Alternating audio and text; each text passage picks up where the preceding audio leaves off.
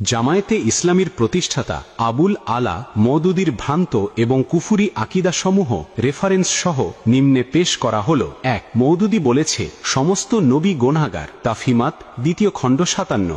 ২.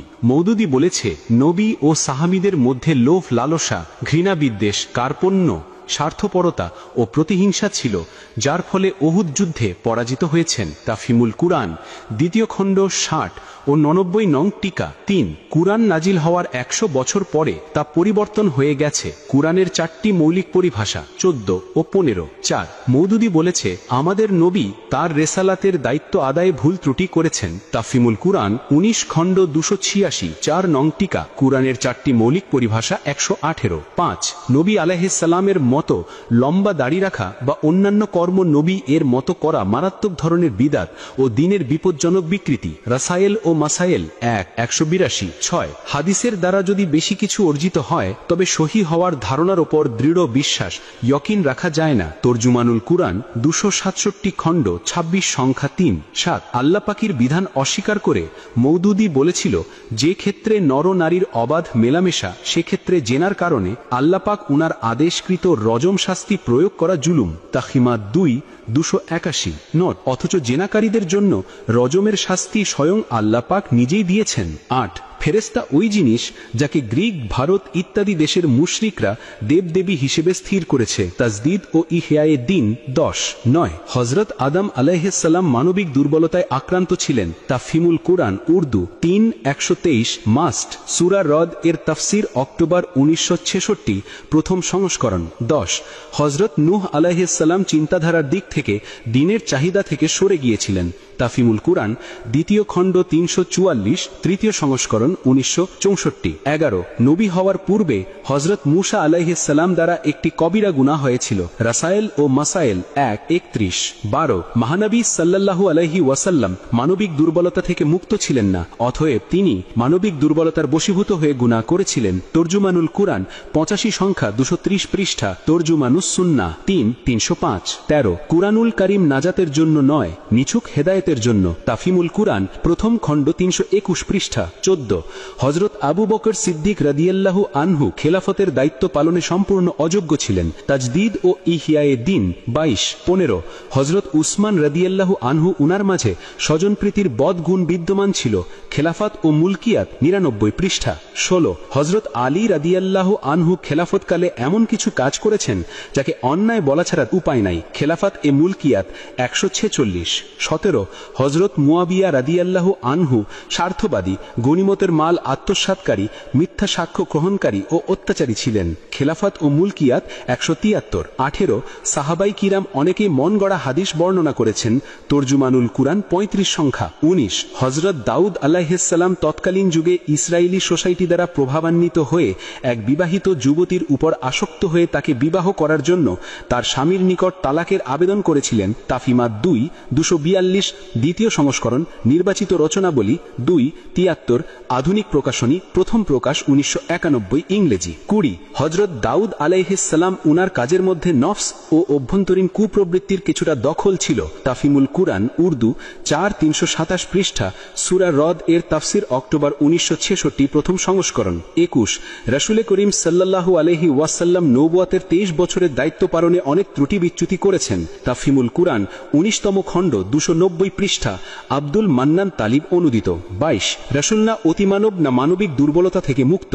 তিনি যেমন খোদার ধন ভাণ্ডারের মালিক নন, তেমনি খোদার অদৃশ্য জ্ঞানের অধিকারী বলে সর্বজ্ঞ নন। তিনি অপরের কল্যাণ বা অকল্যাণ সাধন তো দূরের কথা, নিজের কোনো কল্যাণ বা অকল্যাণ করতেও অক্ষম। সূত্র লন্ডনের ভাষণ সাইয়েদ আবু আলা মওদুদী, মুদ্রণে ওরিয়েন্টাল প্রেস ১৩ কারকুন বাড়ি লেন, ঢাকা। প্রথম মুদ্রণ ১১ অক্টোবর ১৯৭৬। ২৩.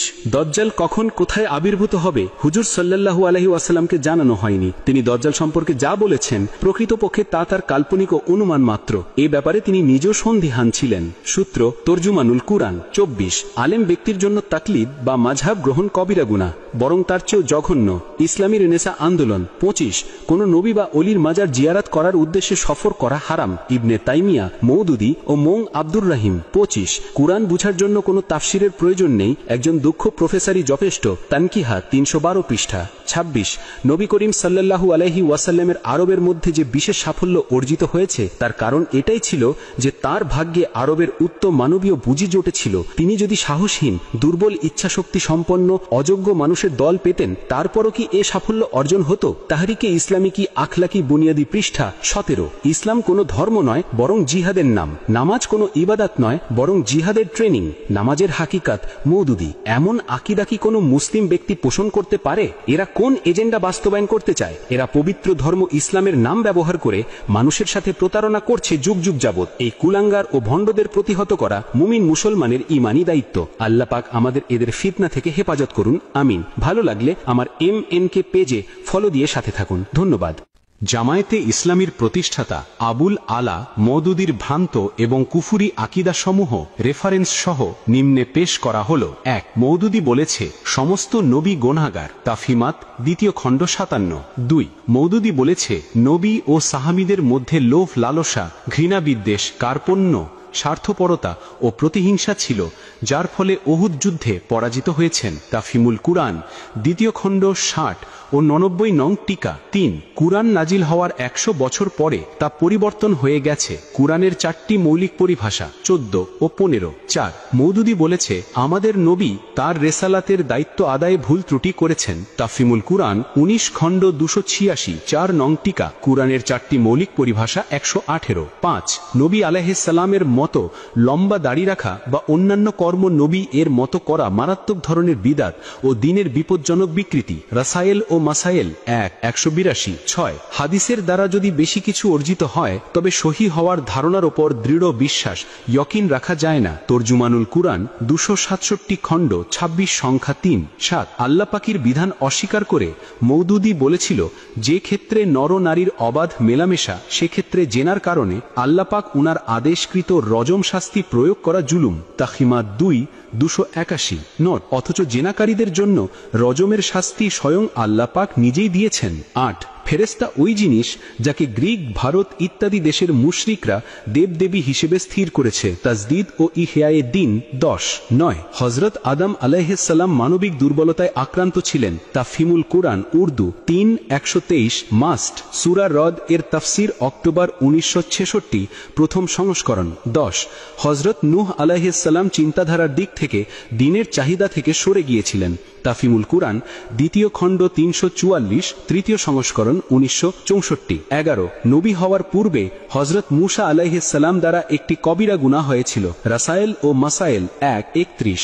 12 মহানবী সাল্লাল্লাহু আলাইহি ওয়াসাল্লাম মানবিক দুর্বলতা থেকে মুক্ত ছিলেন না, অতএব তিনি মানবিক দুর্বলতার বশীভূত হয়ে গুনাহ করেছিলেন। তরজুমানুল কুরআন 85 সংখ্যা 230 পৃষ্ঠা। তরজুমানুস সুন্নাহ 3 305। 13 কুরআনুল কারীম নাজাতের জন্য নয়, নিছক হেদায়েতের জন্য। তাফহিমুল কুরআন প্রথম খণ্ড 321 পৃষ্ঠা। 14 হযরত আবু বকর সিদ্দিক রাদিয়াল্লাহু আনহু খেলাফতের দায়িত্ব পালনে সম্পূর্ণ অযোগ্য ছিলেন। তাজদীদ ও ইহয়ায়ে দ্বীন 22। 15 হযরত উসমান রাদিয়াল্লাহু আনহু উনার মাঝে স্বজনপ্রীতির বদগুণ বিদ্যমান ছিল। খেলাফত ও মুলকিয়াত 99 পৃষ্ঠা। 16 হযরত আলী রাদিয়াল্লাহু আনহু খেলাফতকালে এমন কিছু কাজ করেছেন যাকে অন্যায় বলা ছাড়া উপায় নাই। খেলাফত এ মুলকিয়াত 146। 17 হযরত মুয়াবিয়া রাদিয়াল্লাহু আনহু স্বার্থবাদী, গনিমতের মাল আত্মসাৎকারী, মিথ্যা সাক্ষ্য গ্রহণকারী ও অত্যাচারী ছিলেন। খেলাফত ও মুলকিয়াত 173। 18 সাহাবাই কিরাম অনেকে মন গড়া হাদিস বর্ণনা করেছেন।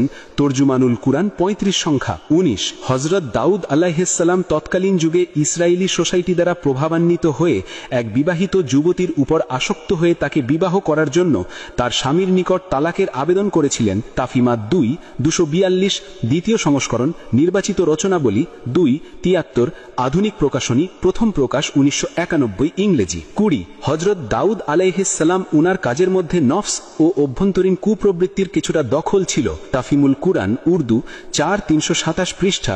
সূরা রদ এর তাফসীর অক্টোবর 1966 প্রথম সংস্করণ। 21 রাসূল করিম সাল্লাল্লাহু আলাইহি ওয়াসাল্লাম নবুয়তের 23 বছরের দায়িত্ব পালনে অনেক ত্রুটি বিচ্যুতি করেছেন। তাফহিমুল কুরআন 19তম খণ্ড 290 পৃষ্ঠা আব্দুল মান্নান তালিব অনুদিত।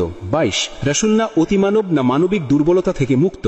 তিনি যেমন খোদার ধনভাণ্ডারের মালিক নন, তেমনি খোদার অদৃশ্য জ্ঞানের অধিকারী বলে সর্বজ্ঞও নন। তিনি অপরের কল্যাণ বা অকল্যাণ সাধন তো দূরের কথা, নিজের কোনো কল্যাণ বা অকল্যাণ করতেও অক্ষম। সূত্র লন্ডনের ভাষণ, সাইয়েদ আবু আলা মওদুদী, মুদ্রণে ওরিয়েন্টাল প্রেস, 13 কারকুন বাড়ি লেন, ঢাকা। প্রথম মুদ্রণ 11 অক্টোবর 1976। 23 দজ্জাল কখন কোথায় আবির্ভূত হবে হুজুর সাল্লাল্লাহু আলাইহি ওয়াসাল্লামকে জানানো হয়নি। তিনি দজ্জাল সম্পর্কে যা বলেছেন প্রকৃতপক্ষে তা তার কাল্পনিক ও অনুমান মাত্র।